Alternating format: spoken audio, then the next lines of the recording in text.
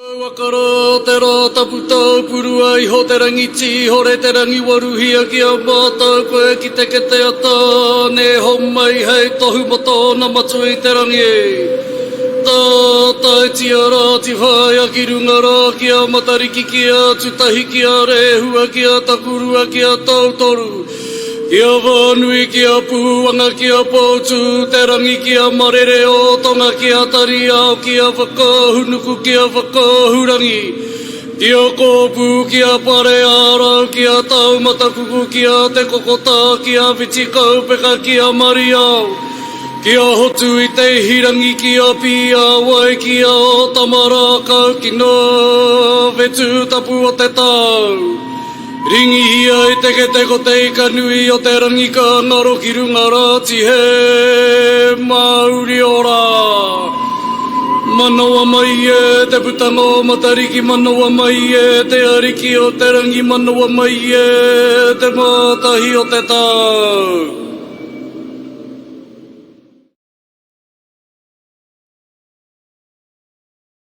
So Matariki is a time of endless possibilities. In Matariki, you look to what's going to happen, for the next year. So it's just all about self-reflection and making sure you're okay and others are okay. For Matariki this year, we'll probably be spending it with our family. We'll get together and cook and probably eat together. We'll call home to Fiji to talk to our family there. Looking forward to making rongoa and actually giving it out to my whānau. As kind of care packs as well around that time. It's just beautiful to see others though that are non-Māori, like really embracing it and turning, kind of understanding the importance of it in our culture and also for our planet, for Papatūānuku, it's our time for cultivating and everything. There's so much about Matariki that's just beautiful.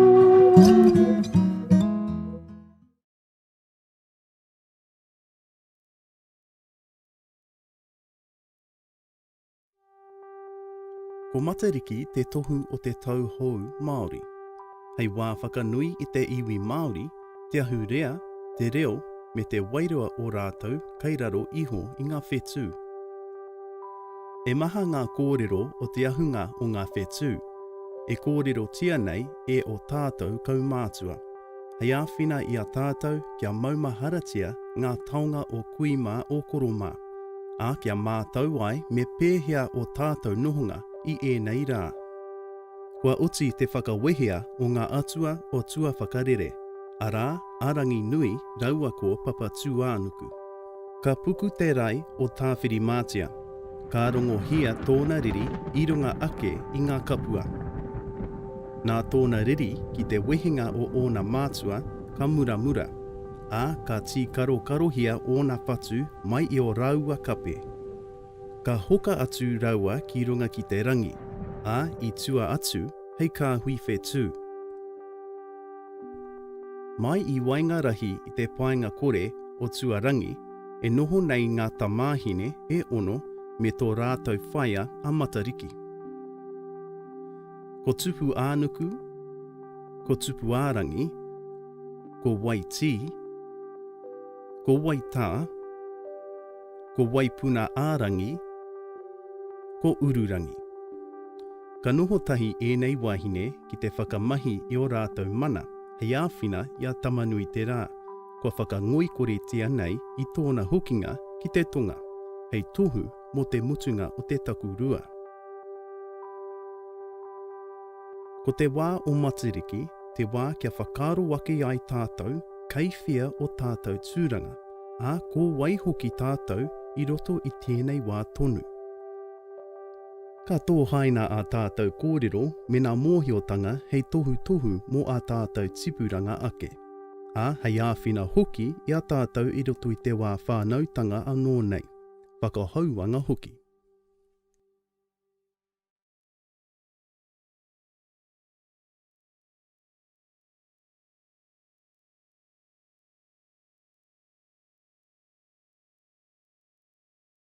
The name is Ngā Mata o Te Ariki Tāwhiri Mātea, meaning the eyes of the god Tāwhiri Mātea. where he pulled his eyes out and crushed them in his hands and threw them to the sky, and they stuck to his father's chest. And the name, quite often we do this, all peoples do this, and Māori do this, we truncate names and we shorten names, and they become Matariki, the eyes of the god or the eyes of the chief, which is again become shortened to Matariki. There are places in Aotearoa where they still talk about Matariki being the name of the cluster. One of the common narratives that has appeared has been the idea that Matariki is little eyes. Now, in many, many years of research, I'm yet to find any scrap of evidence that supports the notion that the name of the cluster is little eyes. Māori don't name anything without it having a narrative or a meaning behind the name. Landmarks, mountains, rivers, locations, villages, even people, there is a purpose as to why they will have a name. Matariki has no narrative, has no story, and in fact seems to be a translation by a non-Māori, in particular Alston Best, an early New Zealand ethnographer who saw the word and put mata equals eyes, riki equals little, and little eyes became the narrative that we continue to tell today. And I think that's very important to understand where the origins of a narrative come from and who is telling the story. I think one thing that people could do to celebrate Matariki is just to be themselves.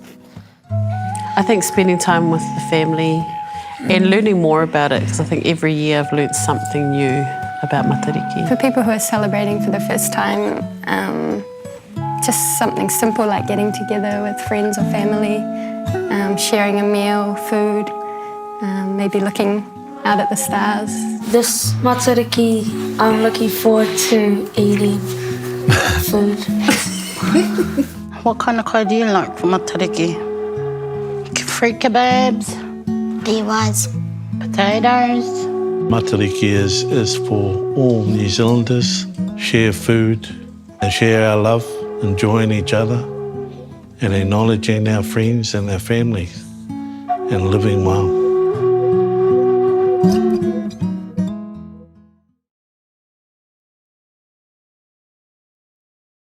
And Matariki is the Pleiades. That's its most common name right throughout the world, is the Pleiades. And it is the world's earliest and best recorded group of stars in the night sky.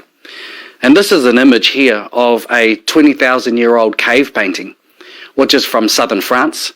And you can see in that cave painting there's a bull, and just above the shoulder of the bull there's a cluster of stars. Now that is the Pleiades. And the other image there is a star disk that's a few thousand years old. It was found in Germany, and it shows the sun, the moon, and those cluster of stars there that are the Pleiades. Now in other parts of the world, here in Asia, we understand in Japan, it is Subaru, the name of the cluster of the Pleiades. It's also in China, the earliest astronomical record, again a few thousand years old, refers to the blossom stars, and the Pleiades are the blossom stars. In Europe, there are a number of interpretations. The Vikings called it Freya's hens or Freya's chicks, and there we see an image of Freya with her children being drawn across the night sky in a chariot pulled by two cats. I'm not too sure what that's about, but that's the one European version. Also, its observation in the morning sky would coincide with the lighting of fires and dancing around a pole during the month of May, which is the origins of the Maypole festival. In the Middle East, it had a number of connections, again, to bovines or cows. Mula was called in other parts of the Middle East. The Egyptians knew it as Nit or Neith, which was associated with fertility and has a connection to cows. In the Americas, in South America in particular, it was the head of this massive cosmic snake. And if it appeared bright and spread far apart in the morning sky, it was a sign that you were going to have a very productive season. And it was hard to read and clustered close together in the winter. It was a sign that was going to be a very lean winter, very similar to how Māori view the star cluster. And in Australia, it was 7 women who ran away from 7 men and turned themselves into stars and went into the sky. And the most well-known version of the Pleiades is the Greek version, and they are the 7 daughters of Atlas and Pleione, and that's how we get the phrase the 7 sisters.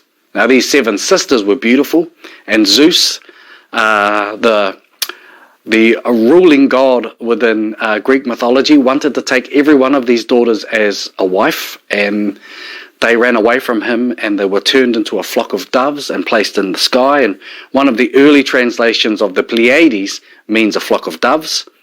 But there they are in the night sky, and 20,000 years ago they were pictured above the shoulder of a bull in a cave in southern France, and today the cluster of Pleiades exists within the shoulder of the bull Taurus. So they're still in that position in our modern understanding of the night sky, and in particular our constellations. Now we have a look at this image. It shows how Matariki, or the name for Pleiades, is spread not only throughout Polynesia but also throughout Melanesia and Micronesia, so right across the Pacific, from the Marshall Islands to Easter Island to the Marquesas down here to Aotearoa. They are called Matariki, or a version of Matariki in other islands. Matali'i, Matariki, Mataliki, Matari. There are a number of names associated with this cluster right across this expanse of ocean. And here we have the names, the 9 names within the cluster of Matariki, or in the cluster of Pleiades, as were recorded and marked by the Greeks. Now, we don't see Matariki in this fashion here in Aotearoa. We see it turned up the other way. And this is one of the important parts of Matariki, in a way that every year we seem to take photos of a northern hemisphere image of the star cluster and put it up in terms of our celebrations or to promote Matariki, and quite often it's upside down. So we won't see it like this. We'll actually see it this way around. And here are the 9 names that I have within my cluster of Matariki. Now, not all tribes have 9 names. And I think it's important to realise that the version of Matariki that I am telling you and talking to you about today is the version that I understand through my own research and knowledge that was handed down to me. It is not the only version. And Matariki is not the only star that marks the new year. And I think that's really important. Other tribes use other markers to identify the new year. Puanga in particular, or Rigel. Others look to the setting of Rehua while Puanga is rising. Others looked even to Atutahi or Canopus to mark when they begin their New Year celebrations. So there are regional and tribal differences, even with the narratives of the origins of the name, even how many stars in the cluster. So this is Rangi's version that I'm giving you today, based on how I understand the system to work and my knowledge base. And I want to make that very clear, that I think it's important that while we look to celebrate Matariki and the Māori New Year, we also look to encompass all of the regional and diverse and richness that exists within our different tribal versions of Matariki and of the New Year.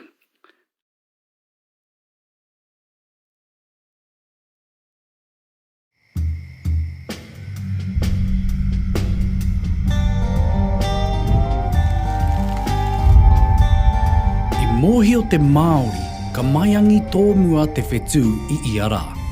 Nō reira, ka rereke haere te maiangi mai o tēnā whetū, o tēnā whetū, o te tau ki te rangi.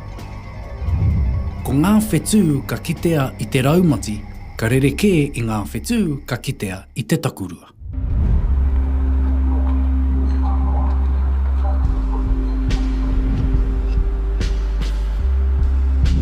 E ai ki te ao pūtai ao Pākehā, ka whā mineti te maiangi tōmua o te whetū I Iarangi.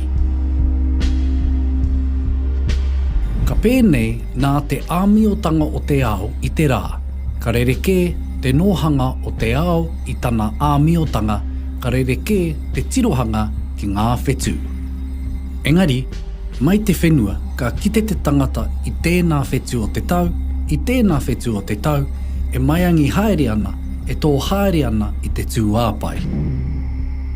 Hāngai ai tā te Māori mātai atu ki te whetū me te arango o te rā, hei whakatau i ngā kaupeko o te tau, hei whakamoe i te tau.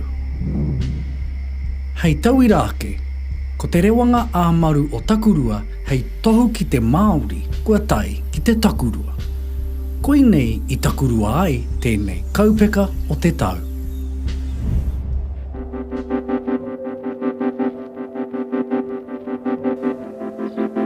Ko tau āhua nō rā i te rewanga āmaru o rehua i te ata hāpara, hei tohu i te raumati. Ko te nōhanga o ngā whetū me te rā, hei tohu i ngā kaupeka o te tau. Ka tohu i te tīmatanga me te hurumutunga o te hauhake kai.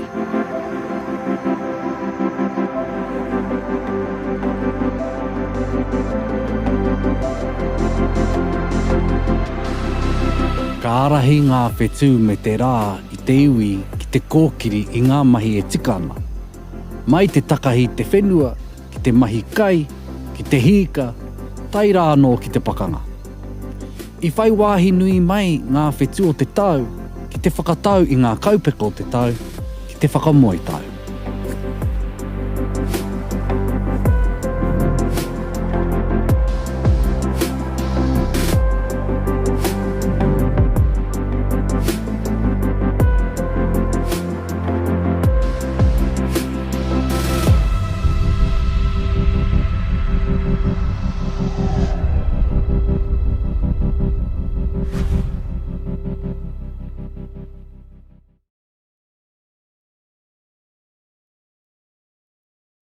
So this image is an image of the cluster. Here you can see the 9 stars narrative come from and who is telling the story. So this image is an image of the cluster. Why they will have a name. Matariki has no narrative, has no story,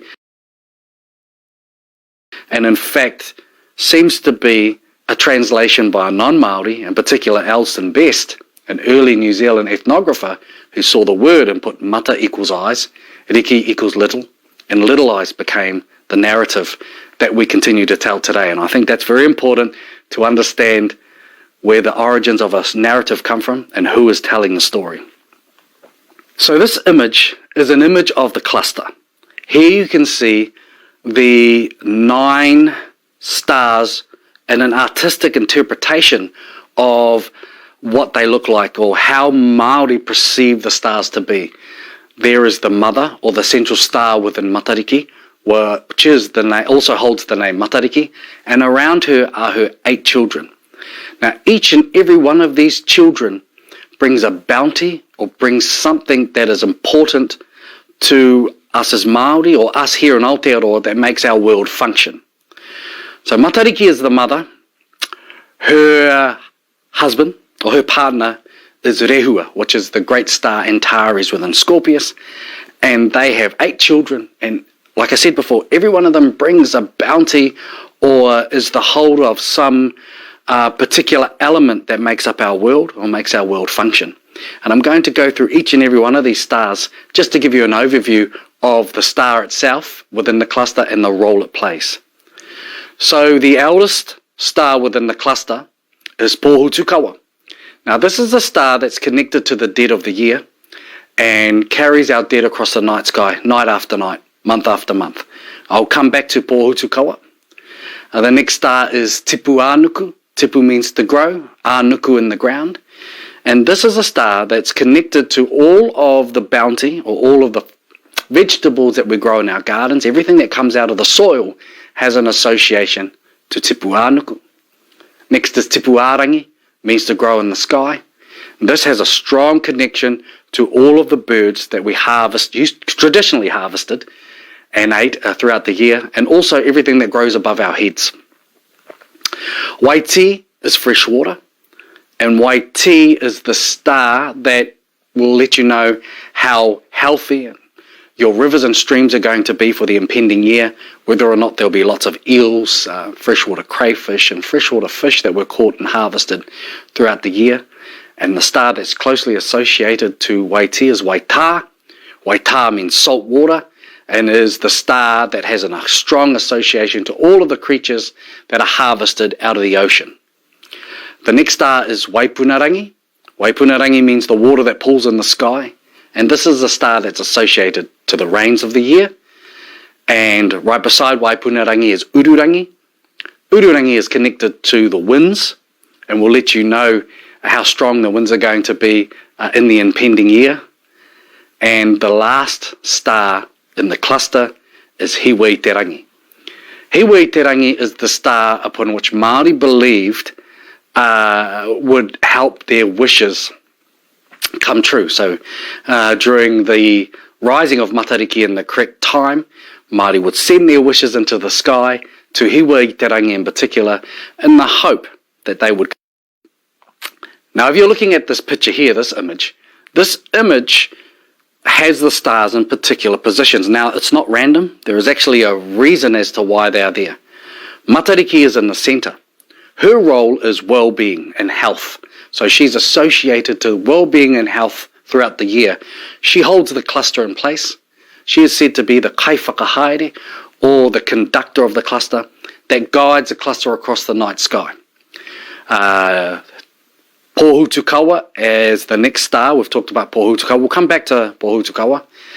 You see Tipuanuku and Tipuarangi, female and male. Food from the earth and food from above. They are located beside Matariki. The reason Rangi is above Papa Nuku is because Rangi is always above Papa Tuanuku. And those two stars are connected to food, so there's no tapu in that part of the cluster, and they're male and female, so there's balance. There you see Waiti and Waitā. Waiti freshwater, Waitā saltwater. The reason she is above him is because freshwater always flows down to salt water. They are connected to food, so there's no tapu in that part of the cluster. Above all of the stars is Waipunarangi and Ururangi, rain and wind, male, female, so there's balance again. Why are they above everything else? Because rain and wind comes from above everything else. Now those 6 stars are connected to all of the elements, in particular our environmental elements that impact upon our well-being, where Matariki is centred right in the middle. So there's our major food, places that we get our food and sustenance from, the earth, the sky, in particular the trees or the forest, fresh water and salt water, and also the weather indicators that have a massive impact on our livelihoods and our lives. Then there are the final 2 stars, the eldest, Pōhutukawa, and the youngest, Hiwei Te Rangi. Pōhutukawa's death, Hiwei Te Rangi is life. One is the old year, one is the new year, one is the end of a cycle, one is the beginning of a cycle. So this whole cluster is in fact a framework or a structure upon which the Māori life and the whole yearly cycle was built. And it was so important, that structure and that framework, that Māori would acknowledge the appearance of Matariki at the right time of the year to signify the beginning of the new year and the end of one year and what had happened in the past, and then moving into a new year with all its promise, all its hope, and all the goodness that the impending season would bring.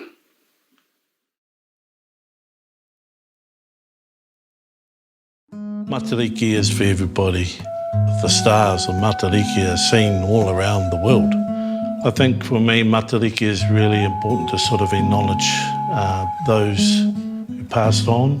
Matariki is a nice opportunity to reflect on how many changes have happened over that year and what we're grateful for. Something that I look forward to with Matariki is just celebrating with my family, because we lost our mother and our sister over the lockdown period. So yeah, just coming together as one and celebrating their lives.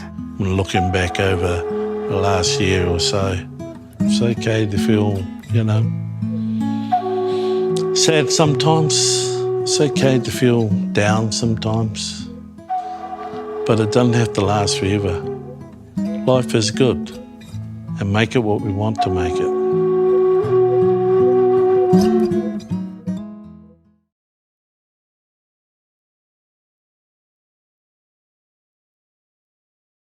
Now I want to come back to talk about Pōhutukawa, or the star that guides our dead across the night sky, night after night, month after month.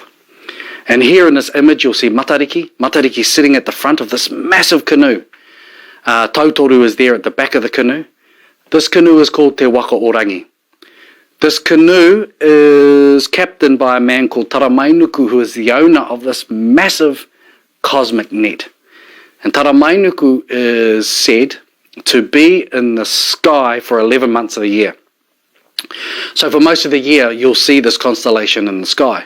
Now when the sun sets, Taramainuku drops his net to the earth and trawls for all of the souls of the people that have died during that day. And as the sun rises, he hauls them up to the sky and takes the spirits of the people that have died and hangs them off the back of the canoe in a place called Te Hao Orua. Now you can see on that image, there they are hanging like the feathers dangling down from the back of the canoe.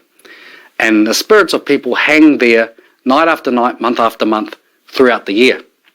Now in the month of Haratua, which is about May, June, that canoe actually sets into the western sky. Matariki sets with the sun, taking our departed or the spirits to the underworld to be prepared. And so that's actually in the lunar phase of Tangaroa, when the sun is setting next to Matariki. Those our dead of the year actually go to the underworld to be prepared, and we wait for a month while Matariki is not visible for this waka to appear again on the eastern horizon before the sun rises in the correct lunar phase of Tangaroa. And it's at that moment that we understand that Taramainuku collects the dead off the back of the canoe and casts them, their spirits, into the sky to become stars against the chest of Ranginui for eternity. And so the stars are often understood to be our ancestors above us at all times, and we're always connected to them. Honour and acknowledge the environment, and you feed it. And so this period is called Te Mātahi o Te Tau, or the Māori New Year. And in this image you can see the bright thing up the top, that's actually the moon. That's the correct lunar phase of Tangaroa. Straight below the moon there are two stars. That is Pipiri, so I know I'm in the right month. The moon gives me day, the stars give me month. I can see the sun's rising there, so that gives me season. And I can see that canoe rising early in the morning, and I know that's the moment when Māori believe that their dead of the year are being farewelled and becoming stars in the night sky. And it also begins the ceremony, and the ceremony is called Whangai Te Hautapu. Now a hautapu is a particular food source that Māori traditionally fed to their deity. And in the time of Matariki, what they would do is they would go out to the environment and collect food that are associated to the different stars in the cluster of Matariki.